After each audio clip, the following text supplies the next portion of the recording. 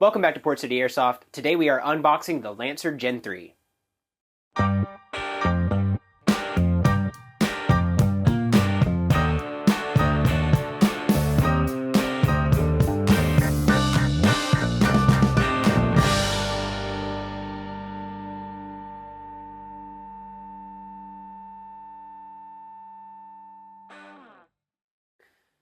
So we're here, we've got a box. Inside of this box is a blaster. Let's do it.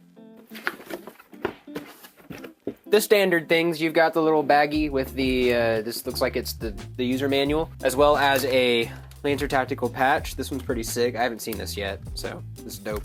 And then we've got the warranty card, as well as, oh, it's got a little target on the back for you to test your pinkies. This is a invoice. Don't show that because it's got addresses on it.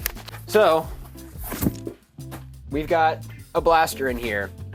You're gonna notice some things right out the gate. This is not how this blaster came to us. I'm not gonna lie to you, we've definitely unboxed this already. This is a rehashing. So we've done some cosmetic modifications to this. Nothing internal, only cosmetic. We've added some stuff.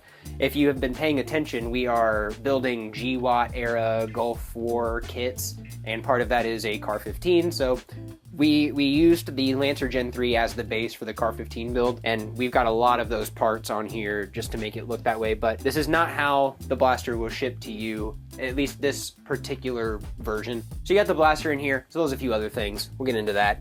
It does ship with a CQB rated spring. I think this one rates it 330 to 350 FPS is what it says on here. We'll see about that. I think with the outdoor spring, it is 370 to 390 is what it says on the box. As well as the magazine. This is a mid-cap, 140 round mid-cap magazine. It's got the Lancer mag pull on there, which I do kind of like. I don't know. I don't like it necessarily more than the paracord that we use, but it's nice. We got the patches and everything out of there. Oh, dude, best part, little treat, a little snack. It's got the, yeah.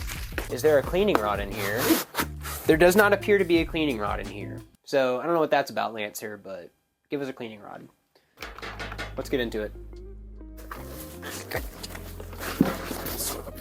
So we'll go butt to tip, because we're different than Grantham.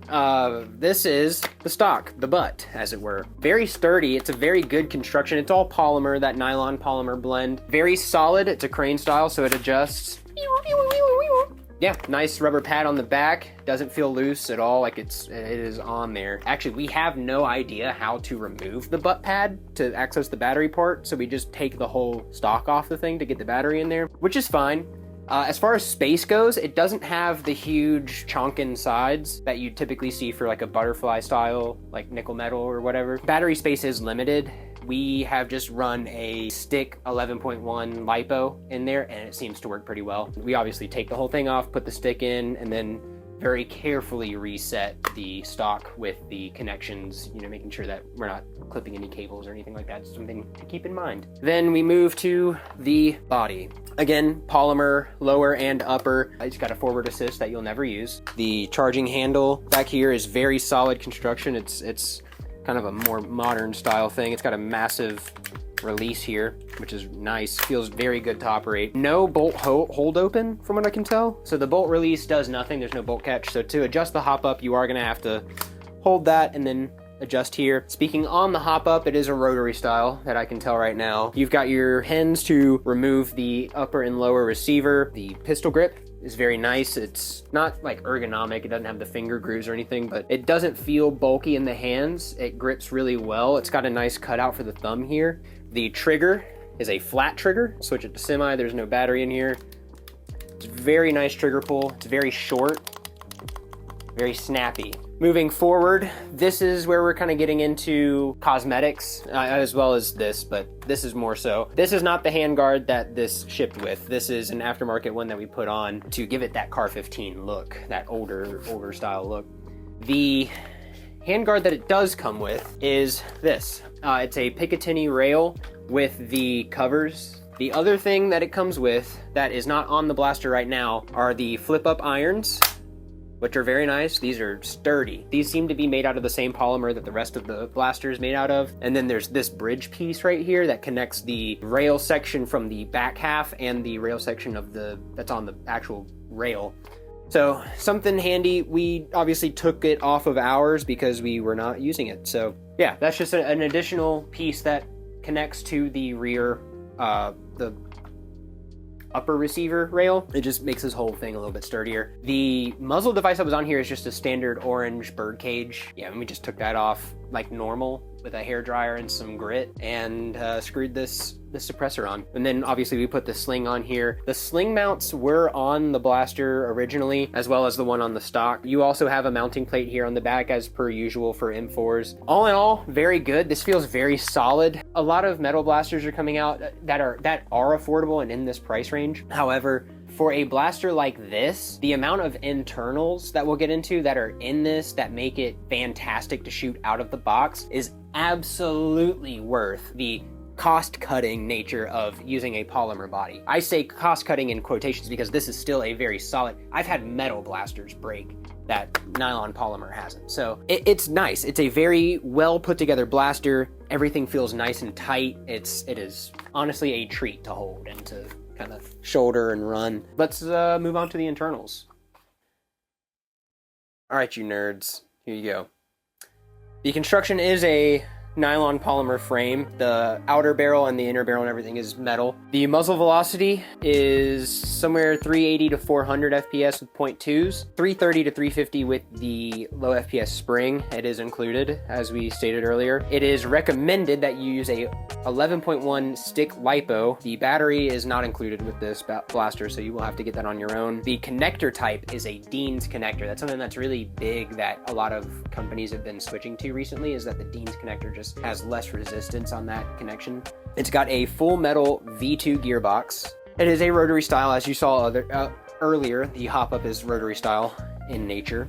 It is a 6.03 tight bore inner barrel stock in this thing. That's a pretty good width for a barrel straight out of the box. Typically, most people I know, when they get a blaster, if it doesn't already have a tight bore inner barrel, they switch it out for a 6.03 inner barrel. So the overall product length is, with the stock collapsed and obviously without the suppressor with the regular muzzle device, is 27.4 inches, and then with the stock fully extended, we're up to 30.5 inches. The overall weight of this thing is 4.85 pounds. Getting into the gearbox a little bit, the new Gen 3 gearboxes do have a Zion Arms MOSFET integrated into them. Fully programmable, the trigger and everything. I think right now Isaac has it set to full auto as a 3-round burst. The quick change spring system that we've already talked about, it has the other spring with it as well. So that's a really cool thing. So if you're playing CQB, you can swap that out for a lower FPS spring, and then you're more apt to be inside of that chrono range that you see in most indoor fields. So I'm going to walk you through the programming of the ETU real quick, just as a little bonus. So the way you're going to start, it comes with this card that tells you how to do it too. The way you're going to start is in safe. You go semi, full, and then it beeps. You'll feel a like chunk, and then it beeps twice like that, and then pull the trigger. Now, every time you pull the trigger, it's going to select a different mode, and then you're going to hold the trigger for 2 seconds to confirm. So right now, it's set to full auto. One trigger pull. Every time I pull the trigger, it's going to beep in different amounts depending on which fire mode I'm selecting. The first one is semi, 1 beep. Second one is 2-round burst, 2 beeps. Third one is 3-round burst, 3 beeps. 4-round burst, 4 beeps. And then 5-round burst,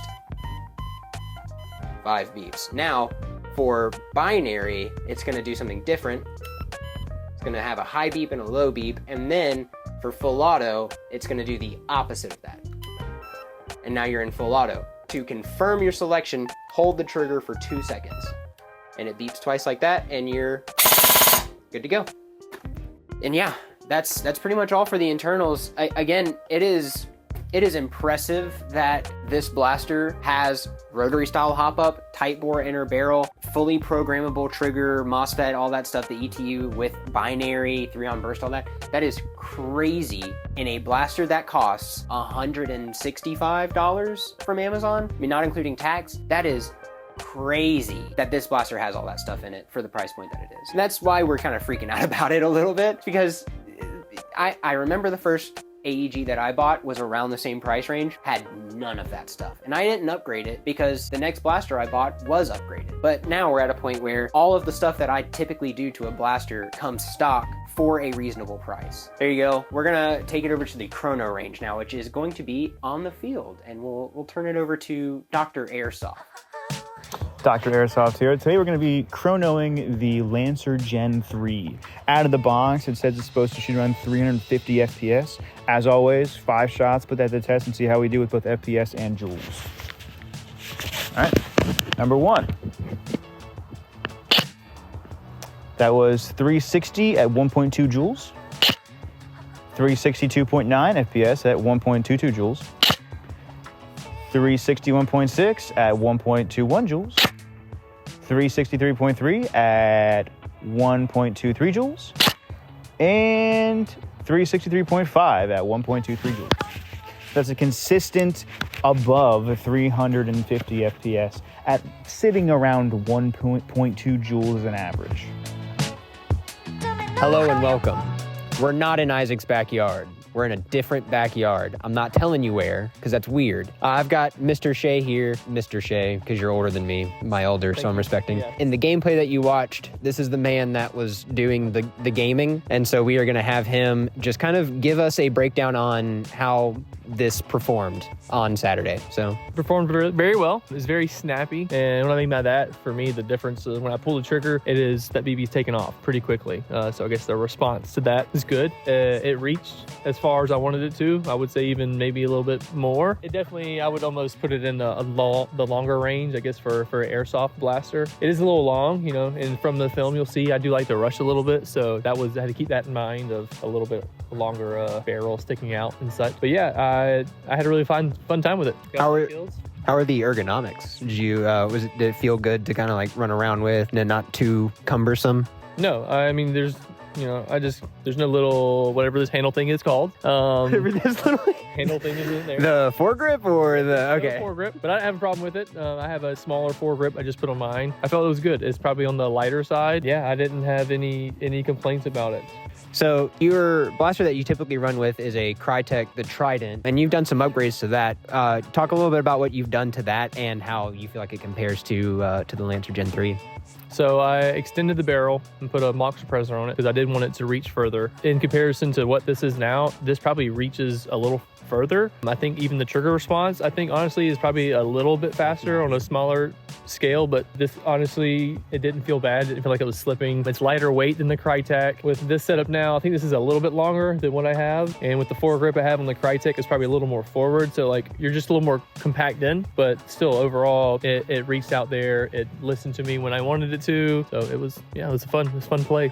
So what I'm hearing is that it does function as it's advertised. It's got the MOSFET already in there, which I think adds to the trigger response that he's talking about. It's got the flat trigger as well, which does help with the trigger pull and everything. That tight bore is really going to do a lot for your accuracy at range. It's honestly huge. The MOSFET, the Gen 3 gearbox alone is fantastic. It's just a very snappy, responsive gearbox. Honestly, I'm probably going to swap out some of my M4 gearboxes for the Lancer Gen 3. Just performs really well out of the box.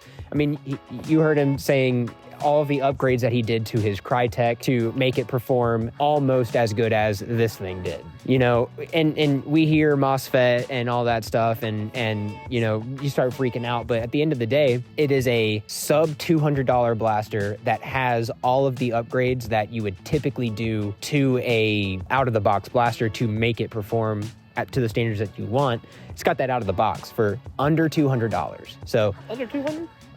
Under $200. I did not know that. Yeah. That's a steal.